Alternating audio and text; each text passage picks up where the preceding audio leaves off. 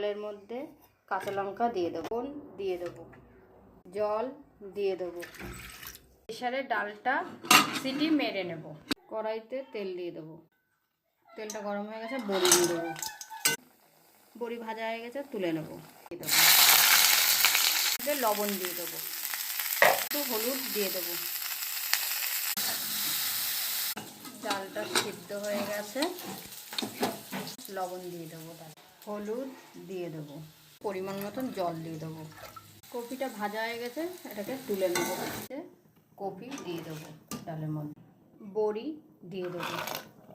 এদিকে ডালটা ফুটছে, কড়াইতে একটু তেল দিয়ে দেবো, দিয়ে দেবো, পাতা দিয়ে দেবো, পেঁয়াজ দিয়ে দেবো, লাল লাল করে ভেজে নেব।